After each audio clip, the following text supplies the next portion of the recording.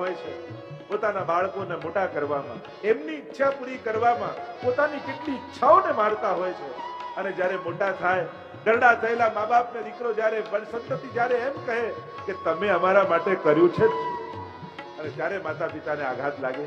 આખી જિંદગી ગુમાવી અને આ સાંભળવાનું, એના કરતા પોતાની ઈચ્છાઓ પૂરી કરી હોત તો સારું થાય. પણ હજી અવસર છે ભગવાનને મેળવવાનો. વૃદ્ધા અવસ્થા એટલે પોતાના માટે જીવવાનો સમય. પકડી લો માળા અને પ્રભુના નામનું ભજન શરૂ કર્યું. 30નો થયો, ધંધે લાગ્યો, સફળતાઓ મળવા લાગી. થયું કે અહીંયા કરું, અહીંયા કરું, અહીંયા કરું. સફળ થવું ખરાબ નથી, ખૂબ આગળ વધો, પ્રગતિ સારી છે, પણ સદગતિને ભૂલ્યા વગર પ્રગતિ કરે. મારી ક્યાંક અધોગતિ ન થઈ જાય. એટલે જીવનમાં જયારે સફળતા આવે ને, ત્યારે કોઈ સદગુરુનો સંગ રાખો. કે જીવનમાં બધા પ્રત્યે દિશાઓથી સફળતા મળી રહી છે, ખૂબ કમાવું છું, કોઈ સારો રસ્તો બતાવો. જો સારો રસ્તો લક્ષ્મીને ન મળ્યો તો પોતાની રીતે ખોટા રસ્તાઓ ગોતી લે. સત્કાર્યમાં એ સમય, સફળતાના સમયે કોઈ સજ્જન વ્યક્તિનો સંગ જરૂર રાખો, જેથી એ સમયે, કારણ કે જયારે ચારે બાજુથી સફળતા આવે ને, ત્યારે માણસને પોતાના બુદ્ધિનું બહુ બળ આવી જાય, અહંકાર આવી જાય કે મારા જેવો હોશિયાર કોઈ નહીં, હું જે નિર્ણય લઉં એ બધા જ સાચા પડે, હું જે કરું એ બધું જ સાચું. અને ત્યારે જ પતનનો ભય. એક ગુરુ પોતાના શિષ્યને ઝાડ પર ચડતા શીખવતા. જયારે ચડતો હતો ત્યારે કઈ ના બોલ્યા, બહુ અઘરું, આંટી બિડાવી ઉપર ચડ્યો, છેક ઉપર ચડ્યો, અને પછી ધીરે ધીરે નીચે ઉતરવા લાગ્યો. એટલે ગુરુ કે બરાબર પકડજો, આંટી બરાબર માંડજો, હાથથી બરાબર પકડજો. 25 વાર ટોકી દીધો. એટલે નીચે ઉતરીને પેલા શિષ્ય કેવું, ગુરુદેવ ચડવું અઘરું હતું ત્યારે કઈ ના બોલ્યા, ઉતરવું તો સાવ સહેલું હતું ને ત્યારે મને 25 વાર ટોકી દીધું, આવું કેમ? ત્યારે ગુરુએ કહ્યું, અઘરું હતું ત્યારે તું પોતે સાવધાન હતો, લપસવાની બીક તો જ્યાં સહેલું લાગે ત્યાં જ હોય. ધીરે ધીરે શરીર હાથથી સરકવા લાગ્યું. આજ સુધી શરીર આપણને સાચવતું હતું, હવે શરીરને આપણે સાચવવાનો વારો આવ્યો. કમર ટેડી થઈ, ત્વચા સૂકી થઈ. પહેલા તો એવો ઘરમાં પ્રભાવ પડે ને, હવે કોઈ સાંભળવાય તૈયાર નથી. ધીરે ધીરે એને એમ થયું, હવે મારું કોણ? એકલા બેસીને વિચાર કરવા લાગ્યો. ધીરે ધીરે શરીર હાથમાંથી સરકવા લાગ્યું, જે બળ હતું એ ગયું. છેલ્લી ઘડીએ યાદ આવ્યું, અરે હાથથી તો કાંઈ સત્કર્મ નથી. જીવનમાં સાચું બળ શું છે?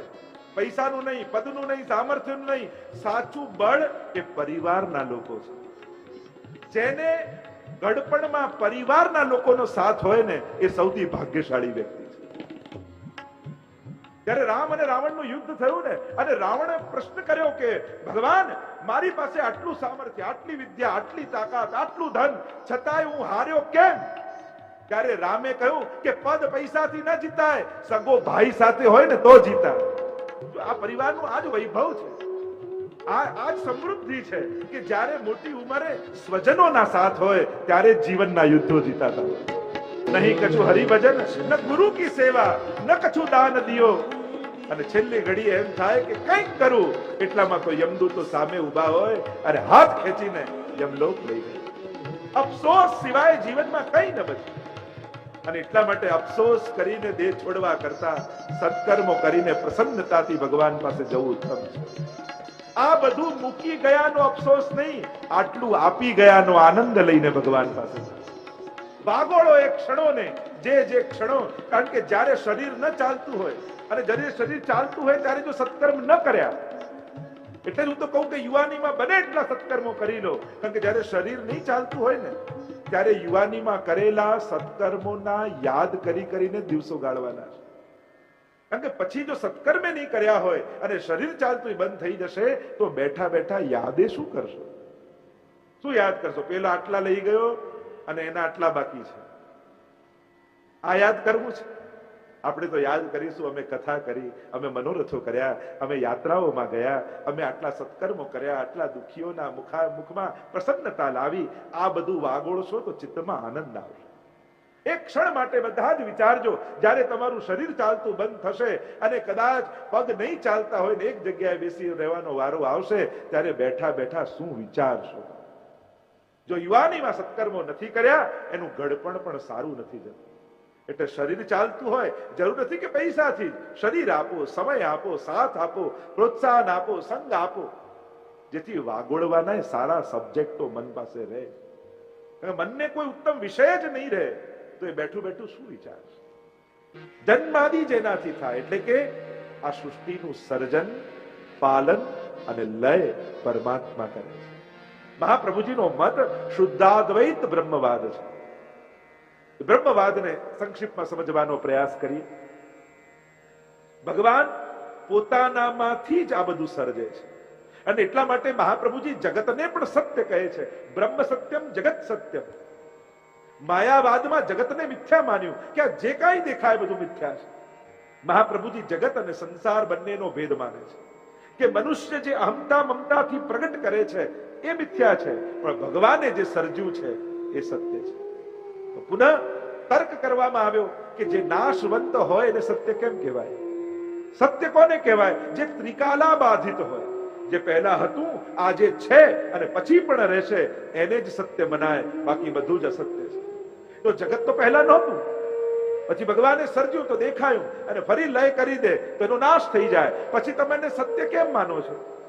ત્યારે મહાપ્રભુજી કહે કે ભગવાન જગતનું સર્જન અને વિસર્જન નથી કરતા, પણ ભગવાન જ જગત રૂપે પરિણમિત થાય છે. એટલે મહાપ્રભુજી સર્જન અને વિસર્જનની ફિલોસોફી નથી માનતા, પણ મહાપ્રભુજી આવિર્ભાવ અને તિરોભાવ માને છે. ભગવાન પોતે જગત રૂપે આવિર્ભૂત થાય છે. આત્મકૃતેત પરિણામાત. બહારથી કોઈ મટીરિયલ લાવતા નથી. ભગવાન પોતાને જગત રૂપે પરિણમિત કરે છે અને લીલા કરે છે. અને પાછું જ્યારે લય કરવાનું હોય ત્યારે વિસર્જન નથી, પણ એનો પોતાનામાં તિરોધાન કરી લે છે, તિરોભાવ કરી લે છે. અને વેદાંતમાં કાચબાનું ઉદાહરણ આપવામાં આવે. જેમ કાચબાને કોઈ પ્રક્રિયા કરવી હોય ત્યારે ઇન્દ્રિયોને બહાર કાઢી લે અને પાછો શાંત બેસતો હોય તો ઇન્દ્રિયોને અંદર લઈ લે. એમ ભગવાન જ જ્યારે લીલા કરવી હોય ત્યારે પોતે પ્રગટ થાય જગત રૂપે અને સમેટવું હોય ત્યારે પોતાનામાં તિરોધાન કરી. અને એટલા માટે આનું સર્જન અને વિસર્જન નથી. આ હતું ભગવાન રૂપે પરિણમત થયું જગત રૂપે અને ફરી ભગવાન રૂપે તિરોધાન થઈ ગયું. જેમ રૂપ નામ વિભેદેન જગત ક્રીડતી યો યતઃ. જેમ તમને બંગડી તમારી જૂની થઈ ગઈ અને સોની પાસે જાઓ ને કહો કે આ બંગડી રાખ અને સોનું પાછું આપ. હવે બંગડી પણ સોનું જ છે, પણ આકાર બંગડીનો છે એટલે તમે સોનું કરી નથી બોલાવતા, બંગડી કરીને બોલાવો છો. લે બંગડી લે, સોનું આપ. સોનું લીધું, બીજા સોની પાસે ગયા કે લે સોનું લે અને આના કુંડળ બનાવીને આપ. કુંડળ પણ સોનું છે, પણ જે રૂપ ધારણ કરે તમે એવા નામથી ઓળખો છો. એમ જ ભગવાન જ રૂપ નામ વિભેદેન જગત ક્રીડતી યો યત. રૂપ નામના ભેદથી એ ભગવાન જ ક્રીડા કરી રહ્યો છે, પણ આપણે એને એ આકાર અને નામથી ઓળખીએ છીએ. એટલે મહાપ્રભુજી સમજાવે બે પ્રકારના પરિણામવાદ. વેદાંતની થોડી ચર્ચા કરું તો વિકૃત પરિણામવાદ, બીજું છે અવિકૃત પરિણામવાદ. જેમ દૂધમાંથી દહીં થાય પણ દહીંનું પાછું દૂધ ન થાય, આને કહેવાય વિકૃત પરિણામવાદ. બીજું કહેવાય અવિકૃત પરિણામવાદ. નાનકડું રબડ હોય, તમે એને ખેંચો તો લાંબુ થાય, પણ છોડી દો તો પાછું જેટલું હોય એટલું થઈ જાય. આને કહેવાય અવિકૃત પરિણામવાદ. એમ ભગવાન જગત રૂપે પરિણમિત થઈ પણ વિકૃત નથી, અવિકૃત છે, પાછા પરમાત્મા રૂપે પરિણમિત થઈ જાય છે. જેમ પીછો ઉપનિષદના મંગલાચરણમાં કહ્યું, ઓમ પૂર્ણમદઃ પૂર્ણમિદં પૂર્ણાત પૂર્ણમુદચ્યતે પૂર્ણસ્ય પૂર્ણમાદાય પૂર્ણમેવાવશિષ્યતે. પૂર્ણ બ્રહ્મમાંથી પૂર્ણ જગત પરિણમિત થયું, પણ ભગવાનમાં કંઈ ઘટી જતું નથી. પાછું પૂર્ણ જગત ભગવાનમાં ભળી ગયું તો ભગવાનમાં કંઈ વધી જતું નથી, એ તો પૂર્ણ જ રહે છે. આમ ભગવાન સૃષ્ટિનું સર્જન કરે છે પોતાનામાંથી, પોતે જ પરિણમત થઈને.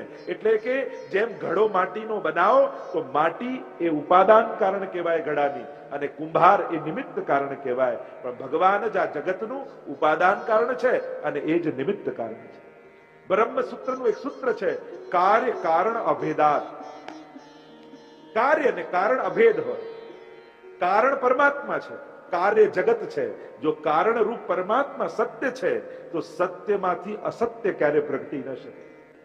અને એટલા માટે મહાપ્રભુજી જગતને પણ સત્ય રૂપે પ્રતિપાદિત કરે છે. જન્માદ્યસ્ય યતઃ. અહીંયા કહ્યું જન્માદિ ભગવાનથી થયું. તેજો વારી મૃદામ યથા વિનિમયો યત્ર તે સરગો મૃષા. જેમ દૂર મૃગજળ આપણને દેખાય जिस तरह मिराज दिखाई देता है वह मृगजल दिखाई देता है। जैसे आप कोई रोड से आ रहे हो, जब रोड थी તમે આવતા હો ને સૂર્યનો પ્રકાશ પડે આપણે લાગે પાણી છે, નજીક જાવ તો કંઈ ન હોય, એ જ ભગવાનની માયા છે, જે આપણા આંખોનો આભાસ છે। પાણી કંઈ હતું ને જતું ન રહ્યું, પણ આપણી આંખોના આભાસને કારણે એ પાણી દેખાય, હતું જ નહીં। એમ જ સંસારમાં ભગવાનનું પડતું પ્રતિબિંબ આનંદ રૂપે દેખાય છે, પણ નજીક જાઓ તો એમાં આનંદ હોતું નથી, કારણ કે એમાં છે નહીં, આપણી કલ્પના છે। જેમ કોઈ અરીસાની આગળ તમે ઊભા હો અને પાછળની કોઈ વસ્તુ તમને અરીસામાં દેખાતી હોય, તમને એમ લાગે કેટલી સરસ વસ્તુ છે, અને એ વસ્તુ તમારે જોઈતી હોય તો અરીસા તરફ જાઓ કે એનાથી દૂર જવું પડે? તમે વસ્તુ લેવા જો અરીસા તરફ જાઓ તો ભટકાઈ જાઓ ને વસ્તુ ન મળે, પણ જો એ વસ્તુ જોઈતી હોય તો અરીસાથી દૂર જવું પડે। એમ જ સંસારમાં પ્રતિબિંબ પરમાત્માનું આનંદ રૂપે દેખાય, પણ સંસાર તરફ જાઓ તો નહીં મળે, એનાથી દૂર પરમાત્મા તરફ જાઓ તો એ સુખને તમે પામશો। તેજો વારી મૃદામ યથા વિનિમયો યત્તે સર્ગો મૃષા ધામના સ્વેન સદા નિરસ્ત કૂકમ સત્યમ પરમ ધીમહિ। એવા પરમ સત્યનું અમે ધ્યાન ધરીએ છીએ। પરમ સત્ય કોણ છે? અહીંયા કોની કથા છે? તો કે જ્યારે ઠાકોરજી પ્રગટ થવાના હતા અને દેવકીજીના ગર્ભમાં પરમાત્મા પધાર્યા ત્યારે દેવતાઓએ આવીને સ્તુતિ કરી છે, સત્યવ્રતમ સત્ય પરમ સત્યમ સત્ય સયોનિમ નિહિતમ ચ સત્ય। એ પરમ સત્ય રૂપ પરમાત્મા છે, શ્રી કૃષ્ણની કથા છે। એવા પરમ સત્યનું અમે ધ્યાન કરીએ છીએ। આ બીજ રૂપે ગાયત્રી મંત્ર બતાવ્યો, ધિયો યો નઃ પ્રચોદયાત। બીજા શ્લોકમાં વૃક્ષની વાત કરી કે આ ભાગવત રૂપી વૃક્ષ કેવું છે? ધર્મ પ્રૌજિત કૈતવો અત્ર પરમો નિર્મત્સરાણામ સતામ। આ તો નિર્મત્સર લોકો માટેનું છે। મત્સર દોષ કોને કહેવાય? બીજાનું સુખ જોઈને ઈર્ષ્યા થાય ને એને મત્સર દોષ કહેવાય। ભક્તિમાં આ બહુ મોટો બાધક છે। તમને ભગવાન ગમે તેટલું આપી દે, પણ શું તમારામાં એટલી તાકાત ખરી કે ઠાકોરજી આગળ બે હાથ જોડીને એટલું કહી શકો કે પ્રભુ મને ઘણું આપ્યું, હવે બીજાને આપ? આટલું કહેવાની હિંમત ખરી? ગમે તેટલો મોટો માણસ દુનિયાનો કેમ ન હોય? જો મત્સર અને મચ્છર બંનેમાં ફરક એટલો, એક બહારથી કરડે ને એક અંદરથી કરડે। આ મચ્છર બહારથી કરડે અને મત્સર હોય ને અંદરથી કરડે। ગમે તેટલો સુખી થઈ જાય, અને પાછી તકલીફ એ અજાણ્યા ગમે તેટલા સુખી થાય એનો વાંધો નહીં।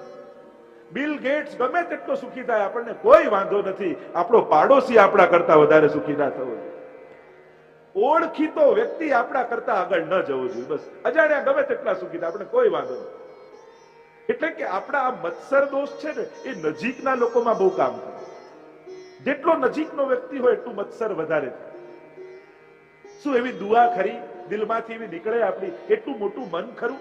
મોટા લોકો, ગામના લોકો ભલે આપણને કહે, પણ આપણી મોટાઈ આપણે જાણતા હોવા જોઈએ કે આપણી અંદર એટલી મોટાઈ ખરી કે આપણા નિકટના લોકો માટે દુઆ આપી શકીએ કે ભગવાન આ બધાને સુખી કરે।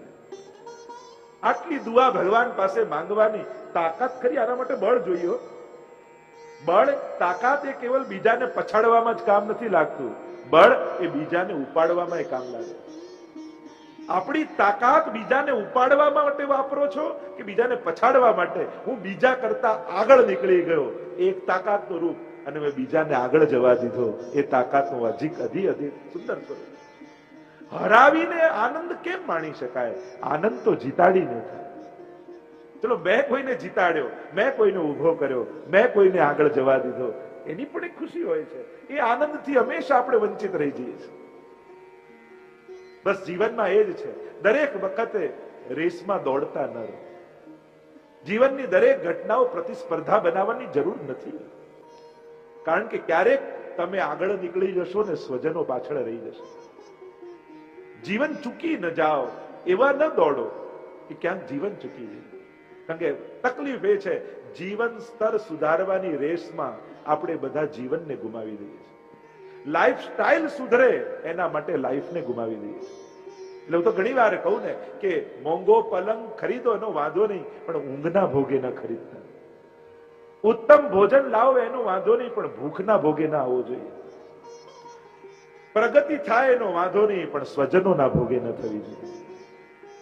સુખ ભોગો એનો વાંધો નથી, પણ એવી જગ્યાએ ઉભા રહીને ન ભોગવો કે કોઈને એના દુઃખ યાદ આવે. સુખ માણવામાં ક્યાં વાંધો છે? ખૂબ સુખી થાવ. ભાગવતજીમાં રાજા મહારાજાઓની જ કથા છે ને.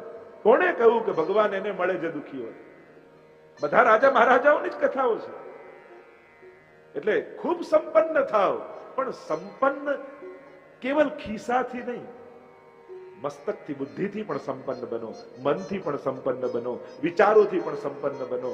મોટા થયા છો તો મોટાઈ બતાવો, મોટા બનો સાચા અર્થમાં. તમારી મોટાઈ નાનાને મોટા કરવામાં, ઉભા કરવામાં છે. એ તો સાચી મોટાઈ. અને એટલા માટે તકલીફ, જો ભગવાનની રચના એવી છે ને કે ખિસ્સા ભરવા માટે, પૈસા માટે માણસ પાપ કરે, પણ મરી જાય ને પૈસા રહી જાય ને પાપ ભેગા આવે. ભગવાને રચના જેવી કરી છે, આપણે પૈસા માટે પાપ કરીએ, પણ ભગવાન બનાવ્યું કે પૈસા રહી જાય, પાપ ભેગા આવે. અને એટલા માટે સાવધાન રહેવું કે આ જીવન ક્વોલિટી વાળું જીવજો. કેવલ ક્વોન્ટિટીઓ જુદા જુદા રૂપે ભેગી કરી એમાં જીવ ખતમ ન થઈ જાય જીવન, એની સાવધાની રાખજો. અહીંયા સત્યમ પરમ ધીમહિ અને બીજા શ્લોકમાં કહ્યું કે પ્રૌજિત કૈતવ ધર્મ અહીંયા છે. કપટ રહિત ધર્મનું વર્ણન ભાગવતજીમાં છે. કપટ રહિત ધર્મ કયો? કપટ શું છે ભક્તિમાં? તો કે ભગવાન પાસે જઈને પણ ભગવાન ન માંગવા અને ભગવાનથી માંગવું એ કપટ છે. ભગવાન પાસે જઈને પણ સંસાર માંગવો એ ક્યાંક કાપટ્ય છે. જો ભગવાન આપણને વસ્તુ આપે, શેના માટે? કે તમારો પ્રેમ એને મળે. આપણા પ્રેમ અને ભગવાનના પ્રેમમાં ફરક એટલો, આ ભગવાન પ્રેમ માટે વસ્તુ આપે છે અને આપણે વસ્તુ માંગીએ અને વસ્તુ મળે એટલા માટે પ્રેમ આપે. આ બંનેમાં ફરક. ભગવાન તમને પ્રેમ માટે ઝંખે છે અને તમે ભગવાન પાસે વસ્તુઓ માટે ઝંખો છો. બસ ભાગવતજી દ્વારા શું થશે? ધીરે ધીરે ભાગવતજી શ્રવણ કરતા કરતા તમે નિષ્કામ બની જશો. કે પ્રભુ પાસે જાઓ તો પ્રભુને એટલી વિનંતી કરજો કે કમથી કમ તારી પાસે ઊભો હોઉં ત્યારે તારા સિવાય મને બીજો કોઈ યાદ ના આવે. તારા સિવાય બીજું કાંઈ યાદ ના આવે એટલી કૃપા તું ચોક્કસ કર. કારણ કે તારીથી દૂર જાઉં ત્યારે તો બધું છે જ અને મારે બધું નિભાવવાનું જ છે. હું ક્યાંય કોઈ જવાબદારીઓથી ભાગવાની વાત નથી કરતો, બધી જ નિભાવીશ, તારો થઈને નિભાવીશ. વ્યક્તિ બનીને નહીં, વૈષ્ણવ બનીને સંસારની જવાબદારીઓ નિભાવીશ. સંસારમાં જ્યારે પણ મૂંઝવણો આવે, પ્રશ્નો આવે તો વ્યક્તિ બનીને ઉકેલ ન કાઢતા, નહીં તો રાગ દ્વેષ ઉભા થશે. એક વૈષ્ણવ બનીને ઉકેલ કાઢજો તો જીવનમાં શાંતિ આવશે. કોઈ પણ મૂંઝવણ આવે ત્યારે જાતને પ્રશ્ન કરો કે આવા સમયે એક વૈષ્ણવે શું કરવું જોઈએ. આટલો પ્રશ્ન જાતને કરજો અને વૈષ્ણવ થકી જે ઉકેલ મળે ને, એક વૈષ્ણવ બનીને ઉકેલ વૈષ્ણવ બનીને કાઢજો. એ સમયે તમારું મસ્તક, તમારી બુદ્ધિ એક વૈષ્ણવી બુદ્ધિ કરી થઈ અને પછી ઉકેલ આપશે ને તો જીવનમાં શાંતિ આવે એવા ઉકેલ મળશે. પણ વ્યક્તિ બનીને કાઢવા ગયા તો ક્લેશ અને દ્વેષ સિવાય બીજું કાંઈ નહીં મળે. અને એટલા માટે પ્રભુને વિનંતી કરો કે આપની પાસે હો ત્યારે આપના સિવાય બીજો કોઈ યાદ ના આવે એવી કૃપા કરજો પ્રભુ. કારણ કે એ સમય પ્રભુ પાસે આપણે જયારે 5-10 મિનિટ, અડધો કલાક, કલાક જયારે હોઈએ એ આપણા 24 કલાકમાંનો સૌથી મહત્વનો સમય છે. પ્રિસિયસ ટાઈમ છે આપણો, સૌથી કિંમતી મહત્વનો સમય 24 કલાકમાં કયો? તો તમારે નક્કી કરવાનું, સૌથી વધારે મારો મહત્વનો સમય જેટલી ક્ષણ હું ભગવાન પાસે ઉભો હોઉં ને એ છે. અને બીજો ભલે સમય બગડે વાંધો નહીં, મારે આ મારી 10 મિનિટ નથી બગાડવી, મારે મારો આ કલાક નથી બગાડવો, કારણ કે એ સમય હું ભગવાનની સામે ઉભો છું. આ આખી દુનિયા જેને વશ છે એ પરમાત્મા મારી જોડે છે. વિચાર કરો, કોઈ દેશનો પ્રેસિડેન્ટ કે પ્રધાનમંત્રી તમને 10 મિનિટ મળવાનો મોકો આપે ત્યારે તમે શું કરો? મોબાઈલ વોબાઈલ બધું ઓફ, બધાને કહી દો હમણાં ફોન વોન કરતા નહીં, આ 10 મિનિટ પ્રાઇમ મિનિસ્ટર જોડે મારી મીટિંગ છે. કેટલું મહત્વ તમને લાગે કે આ દેશનો પ્રધાનમંત્રી મારી જોડે ઉભો છે. તો વિચાર કરો, એક દેશનો પ્રધાનમંત્રી મળે તો આટલું મહત્વ, તો આખી દુનિયા બનાવનારો એ પરમાત્મા જયારે આપણી સામે હોય ત્યારે એ સમય કેટલો મહત્વનો આપણો હોવો જોઈએ, કેટલો ક્વોલિટી વાળો આપણો એ ટાઈમ હોવો જોઈએ. તમે વિચાર કરો, શું ભગવાન પાસે ઉભા રહીને પણ તમે એની મહત્તા માનીને ઉભા રહો છો ખરા? વિચાર કરો. નહીં. આપણે એને ઇમ્પોર્ટન્સ એ ટાઈમે નથી આપતા. આપણે એને એટલું જેટલું મહત્વ આપવું જોઈએ એટલું નથી આપતા. કથા સાંભળ્યા પછી વિચાર કરજો, અહીંયા બેસેલા દરેક લોકો, ભગવાન આગળ ઉભો રહીશ ત્યારે મારી સમગ્ર ચેતના કેવલ ને કેવલ પ્રભુ પરક રાખીશ. તો આ કપટ છે. ભગવાન પાસે ભગવાનને ન માંગવા. ઘણાને તો જોઈને સીડી ચડતો હોય ને મંદિરની, અને પ્રભુ સમજી જાય કે હમણાં લિસ્ટ લઈને આવશે, આ જોઈએ, આ જોઈએ, આ જોઈએ, આ ન કર્યું, આ ન કર્યું, આ કર્યું હોત તો આ કર્યું હોત. તો એ તો કરે જ છે એના સમયે, બધું જ કરનારો છે. ભરોસો રાખો, લડતા રાખો. મહાપ્રભુજી ષોડશગંધમાં કહે ને, પ્રાર્થિત એવા તત કિમ સ્યાત સ્વામ્યાભિપ્રાય સંશયાત.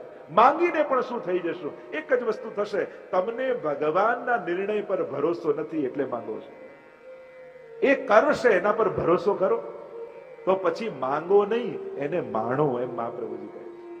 ભગવાન સામે હોય ત્યારે માંગવાનો વિચાર નહીં, માણવાનો વિચાર હોવો જોઈએ કે મને ભગવાન મળ્યો. મારા ગોપીઓ જ્યારે ઠાકોરજી સામે ઉભા હોય ત્યારે કૃષ્ણના આનંદને કેવો માણે છે, શું એવો હું ભગવાનને માણી શકું છું? માણવાનો વિચાર કરો, માંગવાનો. અને ત્રીજા શ્લોકમાં ભાગવતજીના ફલાત્મક સ્વરૂપને સમજાવતા કહ્યું, નિગમ કલ્પતરોર ગલિતમ ફલમ શુકમુખાદ અમૃત દ્રવ સંયુતમ पीबत भागवतम रसमालयम मुहुरहो रसिका भुवि भावुका. देखो भागवत जी के स्वरूप को समझाया यहाँ. भागवत जी का क्या स्वरूप है? निगम कल्पतरोर गलितम. वैकुंठ में वेद रूपी वृक्ष है और उस वृक्ष पर यह गलित फल भागवत जी रूप से लगा हुआ है, जिसका बीज गायत्री है और वेद उपनिषद रूप ये वृक्ष, उपनिषदें जिसकी शाखा प्रशाखाएं हैं, और उस पर ये गलित फल भागवत जी रूप से लगा. गलितम फलम. અને વૃક્ષ ઉપર સૌથી મીઠું ફળ કયું? જે ફળ ઉપર પોપટે ચાંચ મારી હોય ને એ સૌથી મીઠું.